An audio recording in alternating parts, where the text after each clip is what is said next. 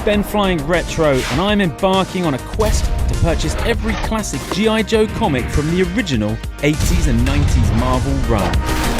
Warning. Hunting down individual issues from every corner of the globe in whatever order the universe decides to give me.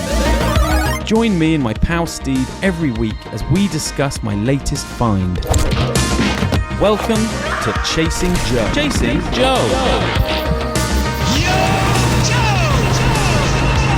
Whoa! Welcome to episode 25 of Chasing Joe. My name is BenFlyingRetro, and I hope you're ready for your weekly dosage of a man on a quest for the ages. Every week we ask the gods of post to favour me above all others and deliver me that sweet comic-y goodness so I can finally own all 155 issues of Marvel's GI Joe, a real American hero. If you think I'd tackle a special mission like this on my own, then you're insane, Jack! Come out of the shadows and step forth, S-Jub-7-ator.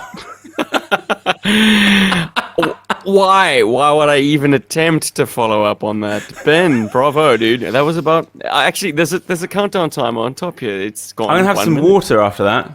Yeah, exactly. No one gives Luigi much love, but I'm a fan. What are his specific strengths? Because he's taller. Got a jump. He's taller. Does that actually help? It doesn't. Not in the more rudimentary Mario games, but I think further on into the series. Yeah, for sure. In this house, we got quite into Luigi's Mansion. Good game. Oh, yes. The third one on the Switch, very playable game. He got his own game. Thank goodness. My 3/4-year-old doesn't like Ouija. His part of the Mario movie doesn't play well. It's like, skip this, Dad. I am pumped for that new Nintendo Switch. I am getting that the day it comes out. Everyone's been counting the grid lines on Mario Kart, and it's like, there's 24 starting grids. It's going to be 24 player. Think of the carnage, S-Jubs. But look, we do this all the time. This isn't a Mario Kart pod. This is a G.I. Joe pod. And have you been blessed by the postman? I have. You have. Now, don't be fooled, because this is not actually from the United States, but the person who sent it just had some nice... repurposed some padded USPS envelopes. Let's get into this. How are we doing, S-Jubs? You're still in Cape Town? This will be the last episode of Chasing Joe for the little next while, where I'm recording in South Africa. I'm heading back to Brisbane via Singapore for 2 weeks. Wow, so we're going to have 2 shows from Singapore. Dude, you cannot chew chewing gum there. Is that it? Nope. No, you can't litter. They're very strict. You cannot urinate on the sidewalk. No, look, they've got a lot of spurious little fine-worthy offences, and chewing gum is one of them. You can't even purchase gum there. It's contraband. I wouldn't do very well with my retro GPK packs. Oh my God.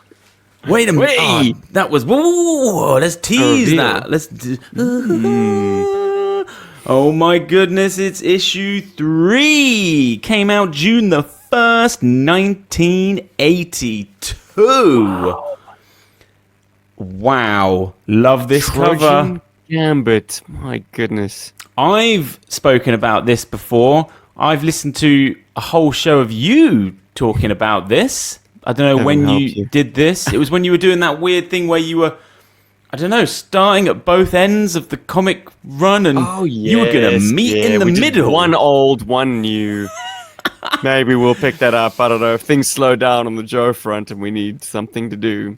Well, things aren't slowing down. Let me just fill everyone in on the cultural landscape of June the 1st, 1982. I was 1, and you were nowhere to be seen. I was none. You were none. Now, look, I couldn't track down what a Big Mac meal cost in 1982. All I could track down was what a Big Mac cost, and it was 65 cents. Wow. what a time at the cinema. Wow, you could be watching E.T. After you've seen E.T., you could go into Screen 2 and you could watch Star Trek 2, The Wrath of Khan. And then, if you were a little bit older, you could have maybe snuck in and seen The Thing. Oh, John Carpenter, Kurt Russell, one of my favorite cozy films. It's something about the isolation just up there. I love Kurt Russell with that ridiculous hat. Do you love that film like I love it? Because I am deep into The Thing. I think The Thing might be the greatest film ever made. Wow, there we go. Yeah. I mean, it's a remake. I didn't catch the orig. Did you catch the orig? But you have a cap on anything produced before like 1977. That's it. I do. That's your hard deck. I am curious though. Have you ever watched a Star Trek film or episode for that matter? Wait, dude, your internet is I missed some of that. You're going to have to repeat. All right, okay. Have you ever watched a Star Trek film or episode? I've watched some Star Trek: The Next Generation. It blows my mind. Did that come out in like 89? Is that technically 87? No. Why does that fact blow my mind? I associate it massively with the 90s. Maybe that's when it was on BBC Two, and it was on at like 6 p.m. I did kind of get into it. Some of the episodes are, they make you think your thoughts. They're just strange. One always sticks in my mind where they meet a bunch of folk that froze themselves in like the 90s or something. Do you remember that episode? They meet them, they're cryogenically frozen and wake them up. I'm not that big a Trekkie to be able to take little nuggets of information and be Dude, able to I am not a big episode. Trekkie. And then I think because I watched some of that show, I may have seen Generations. What is that? Star Trek 5 or something? I don't know. It's not Star Trek 5, it would be Star Trek 8. There you go. I don't know if that's real. I don't think that... Look, I don't know anything about Trek, but it ain't 8. Well, there you go. Look, that's what the Megaplex is on your Walkman. I don't even know if Walkmans are out in 82. But it was Paul McCartney's Tug of War. Don't know how that got to number 1. There's not a single hit on it. Toys R Us. If you were in the toy stores, you were just dripping in Star Wars Kenner. I mean, it was everywhere. Still, making AT-ATs and everything from The Empire Strikes Back. If you stumbled into the arcade, you were probably playing Miss Pac-Man, Joust, or Donkey Kong Jr. If you went into a comic shop, just get this, because my research, I couldn't work out what was going on. So just get this, Marty McFly, in your time machine. Wasn't Uncanny X-Men doing a good trade back then? 82? I'm sure. 80, very wordy back then. I know that. It's Bubble City. Bubble City. I ain't reading comic books to read. Want pretty pictures. Yeah. How much did you pay for this issue? Was it a donation? Nah. No, it was not a donation. It was eBay. Okay. Now Inflated, I want it in. No doubt. I want it in pound sterling. Fuck. It's the first 10. I don't want to I'm trying to be accessible by going with greenback, and you're always insistent on the sterling price, which is doing my head in, man. You do. I tell you what. Whatever comes out of your mouth just comes out. Let it just. £6. I would have liked to have got it for 6. Issue 3, quite a nice version. It was £14.99. Heavy days. Ooh, heavy, but it had to be got. So the running total after 25 episodes is £116.07. In the American dollar, that equates to 146 buckaroos. 7 donations. It's getting serious. I'm right in the trenches of it now. Yeah, this is up there. Not my most expensive purchase, but it's definitely top tier. The first 15, can be a little bit punchy. That's going to happen. I should Bear that in mind next time. But then again, I like screwing this up and being corrected. Right, let's what does smell it this smell sucker. like, Benjamin? Let's smell this sucker. I wish my copy... This is a really old book, S-Jobs. This is really old. I wish I could smell 1982. Fortunately, I've got the Marvel trade. Smells glossy. Oh! Look at that on the back, though. Have you ever watched Megaforce? I don't know anything about Megaforce, but are you man enough for Megaforce? Deeds, not words. I don't know what to say. I don't know what to say, but the art is incredible. Is that Chuck Norris? What is that? That is Barry Bostwick, I think. I've never seen Megaforce, but I know some people who have, who've rated it as one of their favorite films of all time. Sorry, dude. This is a film. It's a movie. It is a movie.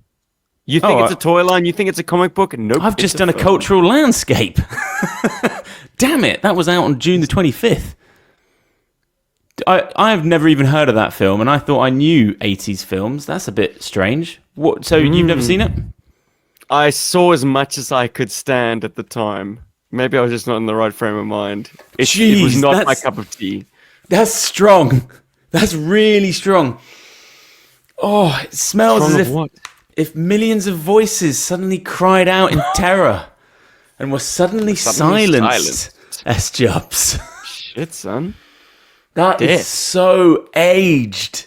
It's really musty. God, this book is all the way back from 1982. I was 1. It's just so bizarre. It's in beautiful condition. Now, what does this mean, S-Jobs? What does this mean? Little Spidey in the corner box means that this means I won't be sleeping tonight. S-Jobs, I'm going to have to buy it again. Oh my God. Are you really doing this? Are you chasing barcodes? I would prefer barcodes. I don't know why. I'm just a weirdo. Why do I like them? I think I just like what it means. Anyway, I am going to have this down as, in my opinion, one of the great covers because it is so different. It just screams science fiction. From that time, you know, the expression on the green man. And when I think about this from a recent context, I don't know about you, but when I see that ceiling grid, I just think of The Dark Knight and Bruce Wayne's base with that awesome low ceiling he's got, and it's all grid. It just makes me think of that instantaneously. Whenever I look at this book. Well, it's like working in a giant photography light box. Yeah. Like you've got this lovely diffuse light over everything. No harsh shadows. So the expression on that face is joyous. I think I used it on the intro. I've always just loved it. It's just pure comic book. Come on, men. Fight back this irresistible force. So you have got Scarlet in the background, and you've got what looks to... Well, it's not Stalker, is it? But it looks like I'd say the guy in the deep background is Stalker on this kind of gantry. Mm. And then you got 2 more green shirts laying down fire. Who are we saying is that some blonde? Is that some Hawk? Do you not see a beard there? Rock and roll? No, it's not, is it? Because he'd have the bandit. He'd have... Yeah. Looks like some edge lighting or just some white. Yeah, you're right. No, I don't know. It could be rock and roll. Who knows? Who are we saying this front guy is? That's what I'm saying. Or Steeler or Short Fuse. No, it's not Steeler. He doesn't look anything like the Steeler in the book. Well, this isn't the interior artist. This is Bob. Yeah, I see what you mean. So maybe open to interpretation. Looks like he's got 2 grenades hanging off him, which doesn't mean much either because... I've always also just loved the yellow on the Joe typeface and the hot pink and aqua blue. It's just a great cover. It's retro. But in 2 different eras. Like the hot pink kind of make this a book of the 80s, but the art makes it look like a book of the 60s. Yes, that's what I'm getting. 60s science fiction. It doesn't look like any other GI Joe cover in this 155 run. It always stands out. It just always does. It's like, what the heck is that one with the robot on it? And I was a bit, if I remember correctly, I was maybe uninitiated into comics, but I was a little bit harsh on this when we discussed it on Talking Joe. I'm not going to call you out on it or anything. I think I said it was silly, maybe, but that was just a different dude, because I absolutely loved the sort of zany MacGuffin of this issue. So, listeners, if you want to hear hardline Ben berating this book, you need only do a little flick back onto Talking Joe of sort of 2018 or thereabouts, 2018, Circa. 2019. Mm-hmm. Was it really 2018? Is that possible? It's actually starting to feel like a really long time ago. Wow. Well, and it would have been, as I say, softened in your opinion in the years, old man. Would it have been episode 2 or 3? I can't remember if we were doing one comic. It probably would have been episode 1. No, I don't know. We were doing Arc, or Chief's version of Arcs, but I don't know if this was just a single issue. We would have done it, but yeah, it's worth a listen for sure. Mm-hmm. Yeah, I scored it low, and when you discussed it, you were big into it, I think, and the rest of your bottle episode. The rest of your crew, not so much, if I remember. Can't remember, but look, I'm just a sucker for a bottle episode. Yeah, and this is that sort of confinement story. We really get to enjoy the interior of the pit. Like, it's such a compelling setting. But if all you are ever doing is having briefings there, it's wasted. Here, they're fighting it out in corridors, in armories, in motor pools, in and out of the training area, the swimming pool, the lift shafts. Like, it is a wonderful expose of all the environments in that pit.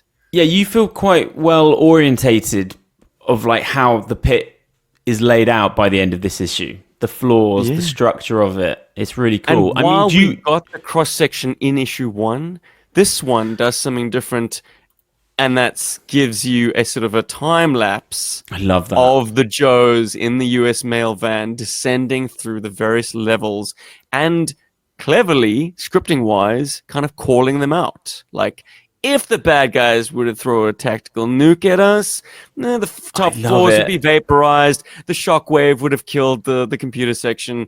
Everything in the training section would be irradiated. But the bottom floor, we'd survive down there. Like, clever. The computers are deep. They're deep down there in case someone drops a nuke, basically. It's bizarre. But so are the generators, and so are the living quarters. So there's intelligence in the structure of this thing, which is maybe lost on you if you didn't get this little like diegetic bit of dialogue. A character in the scene is actually giving the audience the sort of the as you know kind of text, like, as you know, this place is built to withstand. Classic Larry, that is. But does anyone not know the plot of the Trojan Gambit? I was going to say, did you want to do a synopsis? Sure. GI Joe has overrun a Cobra installation somewhere in New York or New Jersey. They've captured a giant robot. They've disassembled it so that some tech boys from Aberdeen can pick over the parts the next day. But they've taken these parts to the pit, and it checks out okay, but actually there's a chemical timer that reactivates the hand reassembles the robot goes on a rampage throughout the pit. All the while there's like a luncheon happening upstairs with the chaplain assistants. So Hawk and Scarlet are hearing some acoustic phenomenons downstairs while the Joes try to fend off from this robot. They're succeeding, but in last-ditch efforts, like little transmitter bugs get sent to the surface, and they have to smash each one. All the while, a Cobra fleet of helicopters is circling, trying to check out where this homing beacon might be coming from. One of these bots have to get to the surface in order for it to transmit. It's a race against time. Man, this episode's got everything. What a synopsis again. Oh, shush. Honestly, no one can... I can... have it wrapped up like you do the intros, but there's a lot of passion in me for this issue. I hope that came across. It did. The way they keep mentioning the word, they're talking about computers. Oh, computers. And I'm kind of thinking, in 1982, was the word computer in like everyday parlance? Or when the masses heard that, did they think, oh, technology and future? Do you know what I mean? I guess no one had home computers then, did they? Yeah, I think the wealthy did. I mean, certainly like the Apple II. I don't know. Steve Jobs and Bill Gates, like a decade before, had the first personal computers, and that's where they got their start. But like these giant things, I think to the layperson, look at that kind screen. Of it's an entire bank of like that you. I think they regard them as like miracle machines. You can like type anything into and it'll give you an answer. Like, wow, some primitive AI going on there. But like, computers are sort of be all and end all plot device. Like, technology. It'll be in the computer. The computer. The pit does feel sort of absolutely deserted in this issue as well. Like the Joe roster is small. It's stretched thin. There's not too many people kind of busying themselves. They're rattling around in that pit if base. you're an eagle-eyed reader, you've probably done this before, and you've tallied up how many Joes are on the opening splash page. Yeah, that's good. And yes, there are at least 13 Joes within the opening pages of this book. So who is the relief team? Who's driving these US mail vans? Who is occupying the pit while all the Joes are in the field? Who are these guys, these green shirts, in the motor pool as the mail van descends? Like, these are all questions that weren't really going to be answered in the first 10 issues. I think they're the sort of people that if you walk past them, they just grab a wrench or a mop and just start busying themselves. They're NPCs, basically. Yeah. Like when the camera's pointed away from them, they don't exist. I think so. Non-player characters. Well, I did a lot of labouring when I was younger, and that was as soon as someone comes in, just grab something and just be an NPC. I'm just sweeping. I'm just hammering this.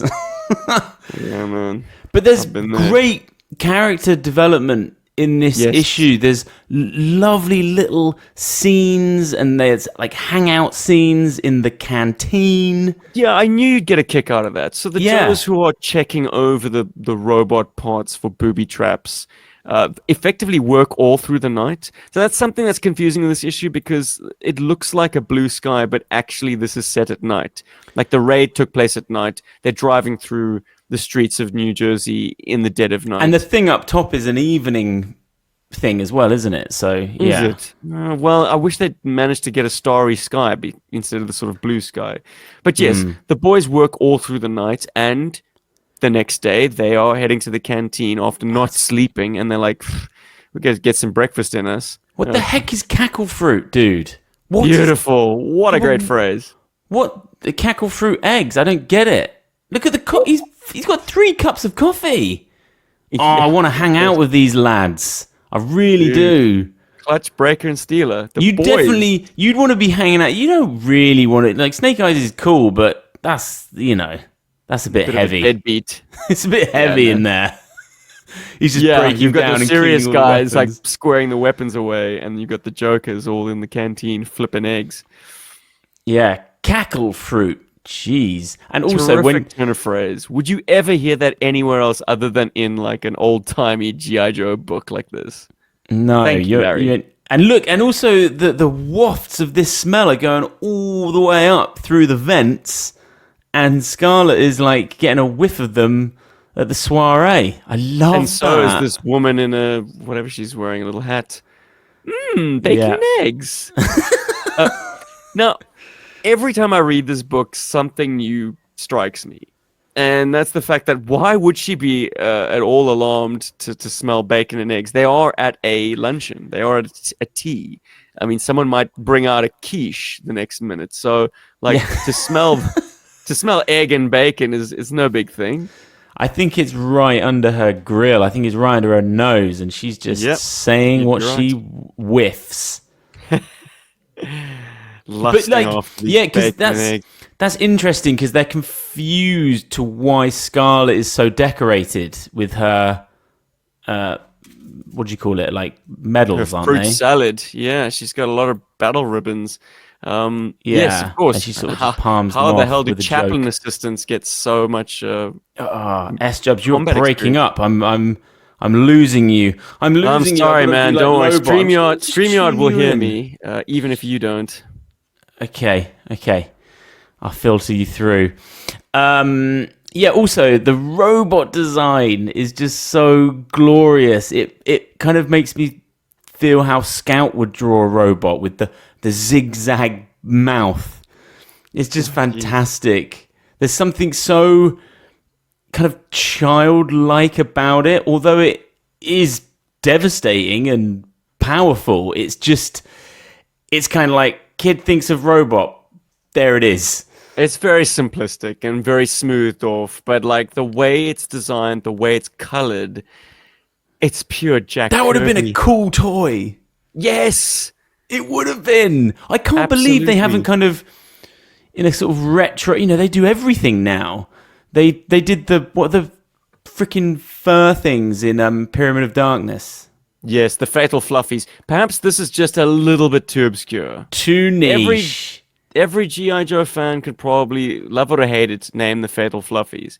This robot, even though it's kind of enshrined as one of the first 10 issues of GI Joe, the Trojan Gambit might still not be a high flyer enough to warrant an action figure. But man, to have a robot that you could break down into its individual parts and do this, like have the hands crawl around, you know, what is it? And the spiders in the head. Thing style. Oh, yes, those little bugs. Mm-hmm. It's very, talking about the Thing, I do love the kind of horror tropes of, it's kind of like this cartoon way of how they actually catch this thing in the end. It's just like chuck paint at its face and then put a rug over the pit and it goes down. But then just like a great horror film, just keeps going and going and going until eventually... The lumbering killer. At one point, they set it on fire, and this like thing is just like menacing up the stairs, engulfed in flame. Like, yeah, absolutely. It's not like Ed 209 though. No problem with stairs. This thing, no problem. Straight up the stairs. It's got that sort of Mark I Iron Man suit from the sort of Marvel era, the 1960s. Like, just looks like it's just somehow able to bend metal. Like, it's just got this smooth, metallic, humanoid. Primitive. Very primitive. There are no joints. There are no rivets. There are no sort of servos or any kind of moving parts that are visible. Funny we should mention... to draw that way. I mean, Jack Kirby was a prolific artist who really churned them out, and this I guess was his shorthand, like don't embellish too much on the mechanical design. And clearly we see in the early days Herb Trimpe was absolutely a scholar of Jack Kirby. Yeah, for sure. It's interesting that we mentioned the cartoon, because with a different roll call you could just imagine this as an 18-minute Sunbow episode. I think I wish. You know, I'd want to keep that roll call. Of course you would, but it would be shipwreck. It would be, you know. Yeah, but just here's a flight of fancy for you, Ben. Part of me wants to see a Sunbow series produced today. I say Sunbow as in like, you know, the classic G.I. Joe cartoon style. Yeah. But then like kind of shooting 1 year into the future of that. Like, really get to grips with the 1988 crowd of action figures. Mm-hmm. Yes. But then another part of me wishes it went backwards, because in 1983, when the Mass Device miniseries was produced, like Hawk wasn't calling the shots, it was Duke. Like already the team had kind of moved on past the OG 13. Oh yeah, a big part of me wants to see a cartoon where you take Duke out of the picture, Torpedo, all the 1983 guys, Doc, Snow Job, Cover Girl. Like, it's just Scarlet and the boys, and we get to see something like this in animation. Yeah, cool that would be joyous. I think that would skew like a slightly older crowd for sure. I feel like I feel like their adventures would be very different to what an old boy like me had just, just having these wistful thoughts about what he'd like to see in animation. Yeah.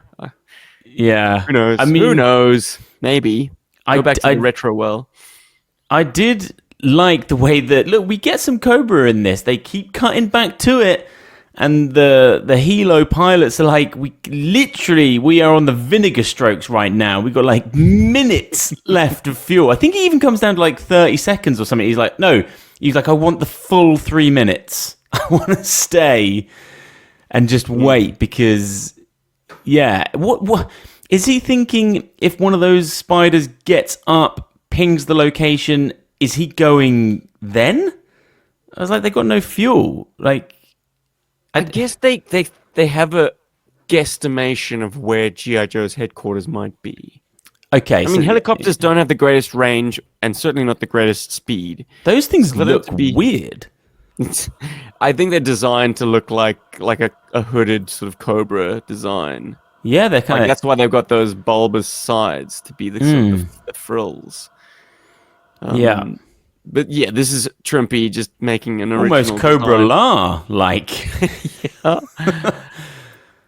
Yeah, there's really no function to it having these bulged sides. It just looks like a Cobra in flight. I love this era where they just threw shit at the wall. Oh, I mean, dude, what, issue 3, 9A2? I mean, they're just kicking stuff around the office, aren't they? Literally, and things get wilder in Operation Sea Strike just a few short issues later. But, we're starting to see the beginnings of these wacky Cobra designs to fill in the big gaps. All they had in 82 was 3 action figures with a Major Blood on the way. Our Joes in this issue, the different groups kind of find themselves in these... like trapped in different areas of the pit, and there's a great panel with tops off Steeler, and he's in the deepest of squats trying to get this this door release up, and it's joyous. Look at the form. His back is bolt upright. It's fantastic. Now, Ben, you've been known to throw the weights around from time to time. I'm big into the gym right now, S-Jubs. Well, my boy, a 200-pound squat. I tell you what, man. Unattainable? I really skip leg days. I tell you that. I'm running every day. You're in the cold north. You wear trousers. Don't need to show off your pins. I'm super into interval training at the moment. I'm doing 1 minute jog, 1 minute sprint for 4 miles. It's beasting me, but you feel incredible at the end. Is this part of your running challenge? Or is this additional? No, it's all part of it. Okay, but wait, are you trying to tell me you're saying that he really should be... 200 pounds is that heavy? Yeah, I don't work in pounds. No. What is it? About 100 kgs? Okay. I love that. S-Jubs is like, come on, lift it. Yeah, bro. No, he's showing off. And you're in an elite combat unit. It's 90 kilograms. Come on. You're in an elite combat. But they've just had... any one of those guys, Breaker included, should be able to squat 90 kilograms. Yeah. I love that, man, the design of the interiors of the pit is great. Like, look at that shiny floor. Stunning. And then what's the other... They've got a top and bottom then. The other predicament they've got is in the armory, is it? Where Snake Eyes... Who is it? Snake Eyes and... Stalker and Flash. They just have a nap to conserve air. And Snake Eyes does a great corpse pose. Wow. Yeah, and I love all these shenanigans with this laser. And he's like, is he saying that the heat of the laser is going to chew into the oxygen in the air in the room? I do love getting into the weeds of it. It's just fantastic. I mean, Snake Eyes is sparked out over there. It's just like It's so good. He's almost like he's done that ninja thing where they can lower their heart rate to. I wouldn't be surprised if that's exactly what he's doing. Yeah. Like, this would be the first appearance of the inner anvil. What is that gun? I mean, it looks like a look laser like a toy. No. And you would have thought that they would have drawn that kind of more sci-fi, science fiction-y. This is consistent to the way Trimpe has drawn it in the past. Okay. In issue 1, it looked like this as well. It kind of looks like an M16, but more bare bones. I don't know, more skeletal. It's like they took the silhouette of a standard American rifle, but this thing has a hose coming off it instead of a magazine, and it links up to a backpack, and it is a super sophisticated, high-powered laser weapon. But they don't want it to look too far out. The toy, of course, does look. It looks more like a power tool or a cutting tool. Like it doesn't look as gun-like as this. Well, that's good actually. Talking about the plastic, how deep does your collection go? Are you pretty much, you have everybody of this era? As of 2024, I have all of the OG 13. Wow. Something that I never anticipated I'd chase. They look good in the lineup? They look good together. Yeah, I bet. And especially when you read these first 10 issues and you kind of get down to the essence of what GI Joe was in the very beginning. There's something so cool about that retro, green body condom team. Yeah. They're very smooth figures. Yeah. But there's a synergy to how they all look. I mean, the figures are confusing as well, but that kind of is basically playing into everything that you're saying and what you like about it. It's the classic Ninja Turtles, even if they didn't have their name tags and their different colored bandoliers or headbands, they have a different shade of green. Mm-hmm. Yes. So, like, Grunt will be a dark green, and Clutch will be a more mid green, and Zap will be a light green. So you've got these, and some of them are bearded, some of them are clean shaven, some of them are blonde, some of them brunette, some of them black hair. So each figure, in spite of a limited parts pool, each figure is unique. Some are a little bit too close to call. Like I got Hawk and Short Fuse mixed up for the longest time. And who was your last one to get to finish? Grunt. Mr. Troop Builder himself. And I learnt shortly before that Grunt in the United Kingdom was a mail-away troop builder. He was the Action Force infantryman. Okay, right. Very cool to know that, like, in a different continuity, this figure was just one of the burner. boys. Yeah. Yeah, exactly. And boy, did they go through a lot of them in Action Force continuity. I swear, Ben, if you ever have an inkling to do chasing Action Force, I'll be your guy. We'll discover them together.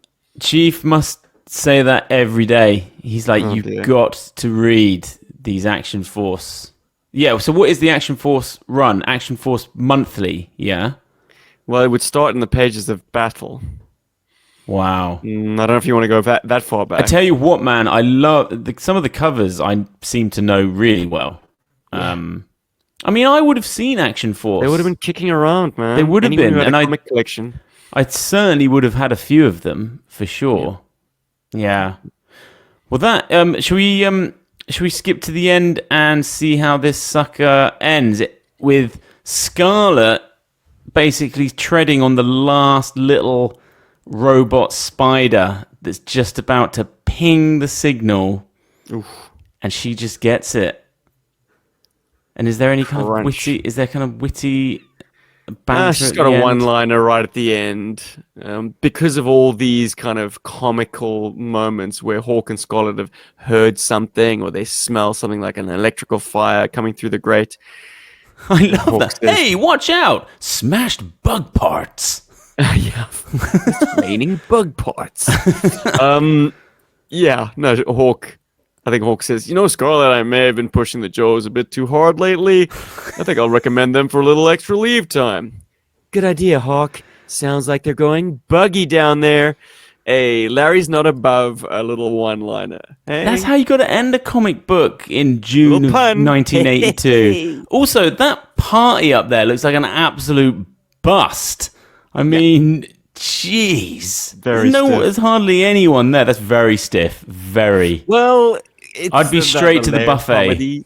Yeah, dude. I mean, the chaplain assistants, like, what does that even mean? I mean, there's a big old vent right in the middle of the room. It's just there. Damn. And presumably, like in this top secret layout, the motor pool is down there. So they're going to be getting diesel fumes. I guess the Joes were instructed, hey guys, don't run any heavy equipment while we're having this luncheon, please. Luncheon. Yeah. And how do we leave Cobra? They just bug out. Oh, Cobra Commander does that kind of thing. Well, it's fine. You know, we have more than one way. Plan. Yeah, he's fully in that mode. And look at his goons. Like, yeah, they got the red kind of cloth here. I mean, those cans would actually be quite trendy now. They literally look like the Apple headphones. I do like the look with the helmet off. Yeah, for sure. You get some personality in there. Blonde hair and then the cans. I wish we had some variety in our blue shirts. Big fan of this dude on that kind of modded 50 or whatever that is. But it's weird cool. Gun. Yeah, just weird so the helicopters, gun. The helicopters have like guns poking out everywhere, and some of them are these dorsal guns, which just poke out the sides. And the gunners look like they mean business, man, with those ghosted out eyes. But the gun itself, yeah, it doesn't look like anything of this world. I've always got so much time for the dude in the chair on the comms, you know, in all of this stuff. I feel like I put that into my play. You gotta have, you know, techno. You gotta have cojones, man. He's the dude constantly saying to Cobra Commander, disappointing him. The situation is critical. We have to turn back. He's like, no. Stay at the last moment. Cobra Commander was he in issue 2? No Cobra in issue 2. Yeah. Well, so this is the first we're seeing him since issue 1. You're all over the place. I mean, the first 15, 20 are such deep cuts. They're so like finding their ways of what it was going to be until we get into the formula. But you're right, there is a lot of joy to be gotten out of when the clay is still wet and it's just like they're just chucking stuff, ideas at the wall. There's no way that Larry knew like the background of Cobra yet. There's no way he had all that planned out by now, is there? Yeah. And there's no way he knew the success that GI Joe would have. I mean, it must have been a case. Were these issues selling well? Did issue 1, was it like a big success when it came out? Or was it a slow burn? Because I know that it obviously sold, they shifted a ton of books in the core, but was it a slow build, or was just like Joe came out the blocks flying in terms of sales? I wonder. I believe they did come out the blocks flying in terms of sales, and obviously issue 1 was put out in greater numbers because it was an issue 1, and you kind of set the bar a little bit higher. Issue 2 had a lower print run because they thought there'd be a steep drop-off. But because this book was being pushed by TV commercials, and that was the first thing for a Marvel comic, they underestimated the demand, and as a result, issue 2 was a very high demand book, like for a long time. A lot of people couldn't find it because there wasn't enough produced to meet the demand. Are we saying that underestimated? They were kind of one of the first to do that sort of transmedia, sort of 360. We've got the comic. We've got the toy. Like, when did the Figs launch? The Figs would have been in and around this time. I mean, 1982 is like year 0 for the comic book and the figures. Yeah, because with so many other presumably you could have gone to IPs, Toys R Us and picked up the whole OG-13 selection and vehicles and the Cobra baddies. Jeez, my computer's kicking me out of my own goddamn screen. Jeez, I'm gonna have to turn into a Techno Viper here. We're going buggy on issue 3. Hang on a minute. Did rock and roll pump 200 rounds into the bank of computers? I did it. Oh, he's back. I could be a techno viper. Sign me up. Or at the very least, Breaker. Yeah, so many of those IPs, like Star Wars famously, they were desperate for the toys, but they couldn't get them, and they were selling bits of card at Christmas and coupons and all of that jazz. They were way behind, but they got it right, and they literally had the synergy of launching the toys, the comic.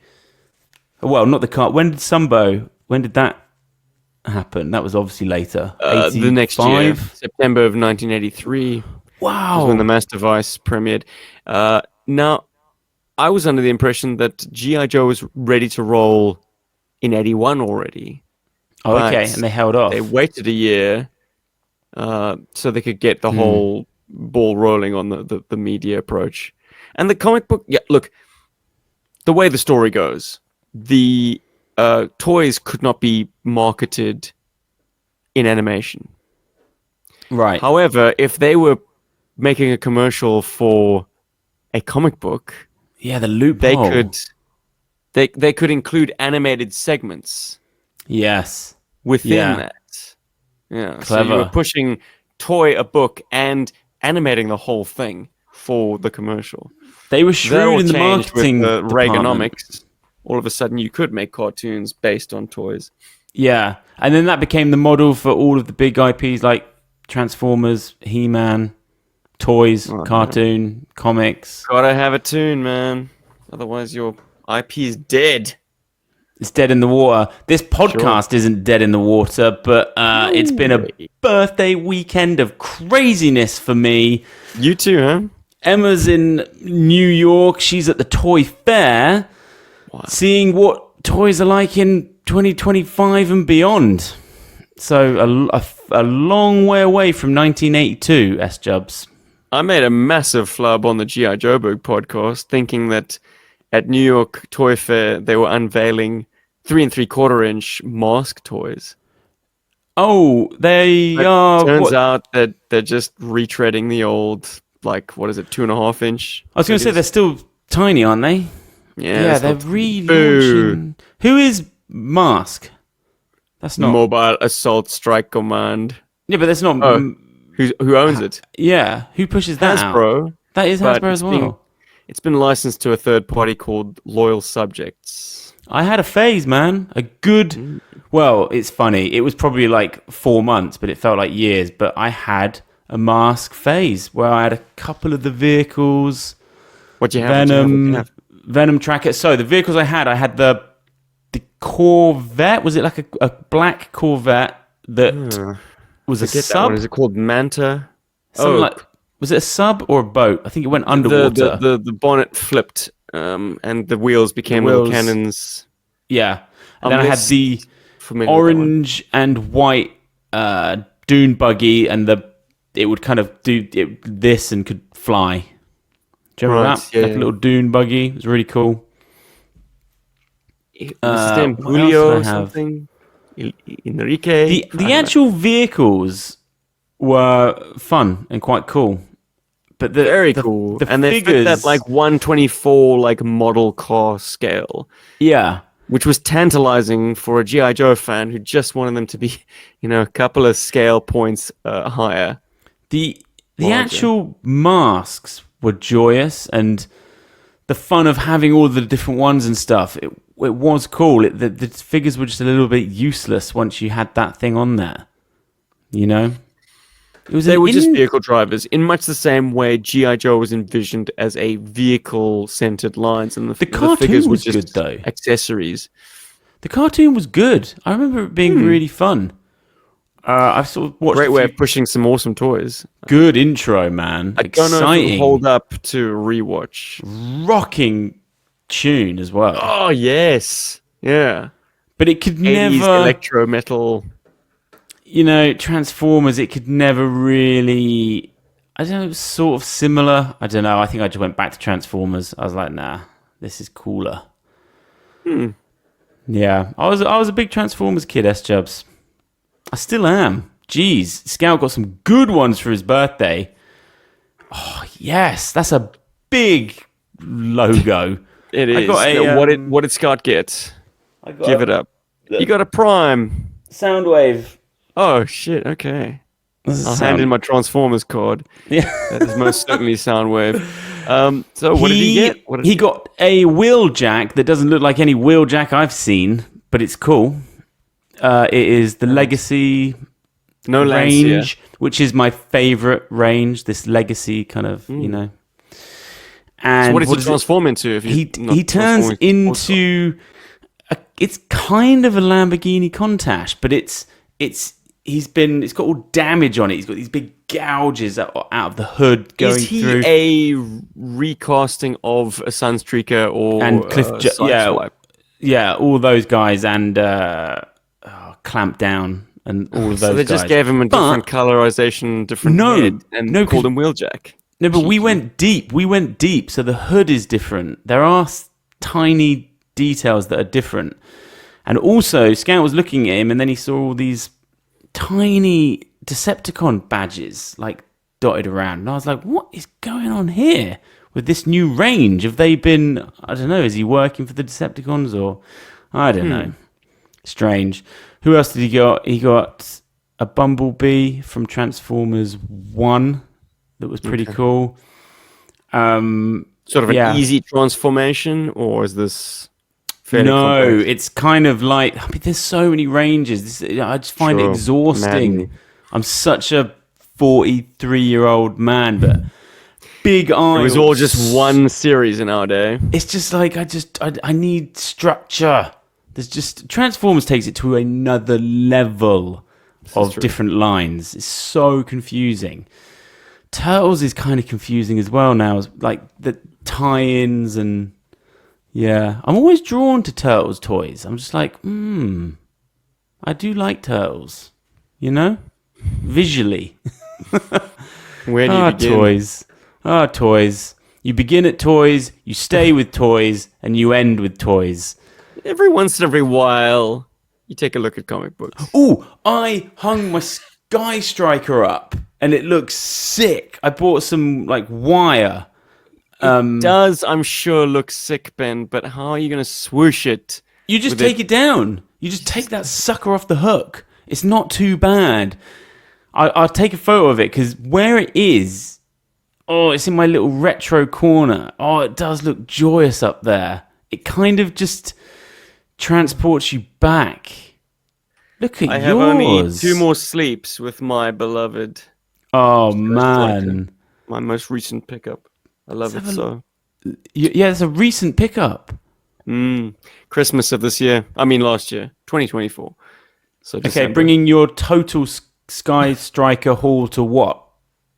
So I have only one vintage Sky Striker, and it is an Action Force. Then I have the 2011 reproduced version. Yeah, and then you have the HasLab. And then I have the HasLab, which so you didn't actually flip, but has a few drawbacks. Yeah, because you were so down on that, I thought you actually might chuck it, sell that. I'm not a big seller kind of guy, and I know.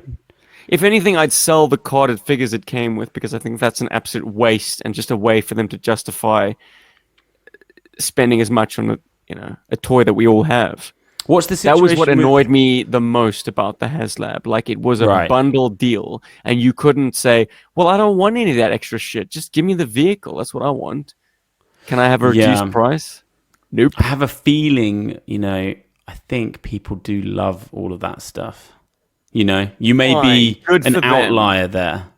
I most certainly am, but the outliers are made to be even more like sour grapes about the situation as a result. What's the deal with HasLab at the moment? Is there anything percolating, bubbling? People are going to be waiting for their Rattlers, which should be coming out in the later half of this year, I think. I don't know. I don't know exactly when the date is, but yeah, that campaign was successful. And I guess the next HasLab announcement will be a Joe classified vehicle. And some are saying the Mauler tank. Potentially. Size. Yeah, exactly. Really? You got to get you got to get figs in there. That's impossible. Nothing's impossible. Look, if they manage to pull that off, I think that might signal the end of like, or just a certain cap of like large scale classified vehicles, because it's all a bit much now. I mean, GI Joe does need an armored vehicle. Cobra's got an aerial vehicle. GI Joe's got an aerial vehicle. Cobra's got a tank in his tank. Joe doesn't have that yet. Yeah, that only works if you're playing with them. I don't think, I think these vehicles are seeing some serious shelf time. I think hardcore classified collectors like to have a balanced display. Yeah. Though that display is going to occupy an entire room at this point in time. I mean, the figures alone, we're over 150. And then add to that some pretty substantial vehicles. Whew. Well, the Sky Striker went down really well, when I hung it up with everyone in this fam. It's joyous. It's a beautiful thing. It's just above my CRT. Yeah, had to really. Had to. It's not coming in for a landing. And where are the guts arranged? What do you mean? Yeah, well, I'm gonna have to. I'll get some photos on the socials. Yeah, I'm just wondering where you like to put it's banking. It's banking hard, S-Jubs. It's awesome. So, yeah, you can't see. So you've got it looped over the nose and the. Yes. Yeah, you can't see the wire at all. It was a good job. I found the joist and everything. Had to find the joist. I didn't want to wake up in the night. My Sky Striker. Oh, jeez. Right, well, look, on that bombshell of a Sky Striker falling from my ceiling, we will see you next week. S-Jubs, you'll be in Singapore. Correct, Amondo. Or maybe I'll be in Indonesia. The comings and goings of the S-Jubinator. And who knows what we'll be reading, but it will probably say GI Joe on the front. Until then, have a good week, everyone. Yo, Joe. Bye.